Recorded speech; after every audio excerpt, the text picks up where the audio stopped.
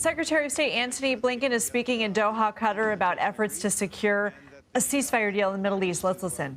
The ceasefire can make good on the commitments that they've made in the agreement. So that's a process that's ongoing at the same time. We're engaged every single day with Israel, and our Qatari and Egyptian partners are engaged with Hamas. And over the coming days, we are going to do everything possible to, one, get Hamas on board with the bridging proposal, and then to make sure that both parties work on and agree to necessary details of implementation that would allow everything to go forward. So that's where we are, and I just returned to what I started with, which is a strong sense, a strong commitment on the part of the United States, Egypt, Qatar, and for that matter, many other countries, on the fierce urgency of now. This needs to get done, and it needs to get done in the days ahead, and we will do everything possible to get it across the finish line. Tom Bateman. Mr. Secretary, you mentioned, Tom. President Biden's statement in May framework, which was explicitly clear that a permanent cessation of hostilities would involve the withdrawal of Israeli forces from Gaza. That sounded unequivocally clear. But how can any proposal clause now involve any form of Israeli presence on the ground be consistent with this framework? Just to expand on that, the Israeli media has quoted Prime Minister Netanyahu today as having said that Israel won't leave the Philadelphia corridor and the Netzarim corridor regardless of the pressure to do so. These are, his quote as saying, strategic military and political assets. I told this to Blinken maybe by convincing. Is that true? And if so, where you think Well, Tom, here's what I can say. First, going back to the very early days when we put out the so-called Tokyo Principles about the future, one of them is very clear that the United States does not accept any long-term occupation of Gaza by Israel. More specifically, the agreement is very clear on the schedule and the locations of IDF withdrawals from Gaza, and Israel has agreed to that. So that's as much as I know. That's what I'm very clear about. Again, I'm not going to get into the details of the agreement, but it is laid out in the agreement, an agreement that Israel has endorsed, and it is specific as to the locations and the schedule for withdrawals. Robert.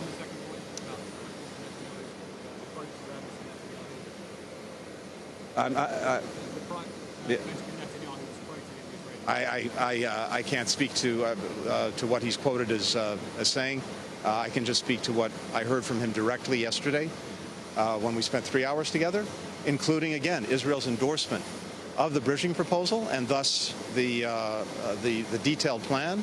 And that plan, among other things, as I said, includes a very clear schedule and locations for withdrawals. But the other thing is, it's so clearly in the interest of all concerned, starting with Israel, to bring this to a close. And I think that was also reflected in the conversation that I had. The hostages depend on it. The security of the country depends on it. The ability to really ensure that we don't have the conflict spreading to other places, because Gaza is in many ways the key to making sure that we can actually move things in the north, in Lebanon, and Hezbollah in a better direction. It's the key to helping make sure that we can take down the temperature in the Red Sea with the Houthis. It's the key to seeing if we can pursue a normalization agreement between Israel and Saudi Arabia, which both countries remain very interested in.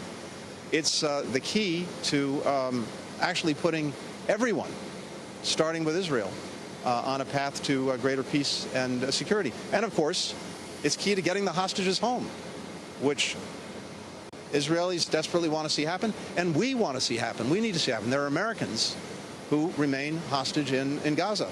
And I was very clear about the American interest in making sure that our people come home to their families and that the remains of those who have perished are brought back. Robert. Thank you. Go ahead. Thank you, Robert. Mr. Secretary. If this bridging proposal was endorsed and agreed to by both the Egyptians and Qataris, can you help us understand how the proposal was advanced over the course of your stops today? assurances from Israel, and you've had the support of Egypt and Qatar as negotiating partners and intermediaries. Has the needle moved at all when it comes to Hamas, and are you more confident today that they will agree to this proposal than you were when you left Israel? And if I may, what are your expectations as to the outcomes of talks over the next coming days when negotiators are set to reconvene? So the bridging proposal that was put forward on behalf of all three of our countries. The United States put it forward with the full support of Egypt and Qatar. And what's happening now is, among other things, both Egypt and Qatar, in their engagements with Hamas, making very clear as necessary what's in that proposal, explaining it as necessary if there's any confusion, so that Hamas fully understands it and agrees to it. As I said before, the bridging proposal is based on the late May agreement that that President Biden put out, endorsed and incorporated in a UN Security Council resolution. And then we heard from both parties different comments on it. We tried to reflect some of those comments in this bridging proposal. And a bridge, by definition, has two parties to it. There are 2 points to a bridge. So we've tried to reflect that in the bridging proposal. And now the process is making sure that Hamas fully understands it and what's in it. And I believe that they should be prepared to endorse it, just as Israel has endorsed it. And then the critical thing is getting clear understandings on implementation of the agreement. And there are some complicated pieces of business that are involved there. That's exactly why it's so important that the negotiators who are working the details of this have maximum flexibility from the Israeli government and also from Hamas's leadership, so that we can actually bring this to a conclusion and bring it over the finish line. And in this, as I said, the United States, Egypt, and Qatar are absolutely united. But they have a unique role in being able to engage with Hamas. We, of course, are deeply engaged with Israel. And the three of us working together, I believe, can get this to where it needs to go. But as always, these things sometimes take more time than you want. What we are all united on is the urgency of the moment. Because, as I said, with every passing day, more bad things can happen to more good people who don't deserve it. And we're united in that, and we're going to continue to do the work. There's one other thing I should actually have shared with all of you, which is that, of course, we were intensely focused on Gaza during this visit. But in Egypt in particular, but also here in Qatar, we had extensive discussions about Sudan.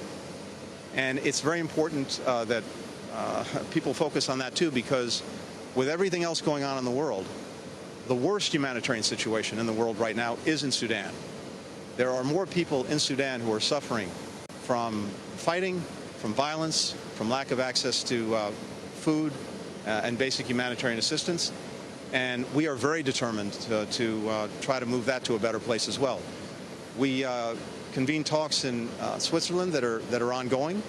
At the same time, we've been working very closely with Egypt, with Saudi Arabia, with the United Arab Emirates, with the African Union, not only to try to get a cessation of hostilities and bring the parties together around that and a way to verify the agreements that they hopefully will reach, but also to get humanitarian assistance into the tens of millions of people who need it.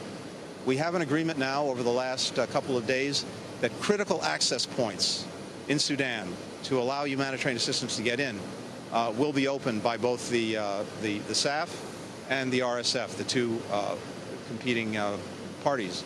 And we obviously need to see that move forward, but that's critical in bringing life-essential assistance to people who desperately need it.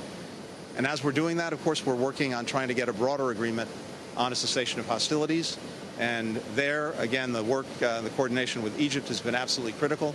And I didn't want to leave this without telling you that this is something that we spent a fair bit of time on as well. Thanks everyone. Thanks, guys.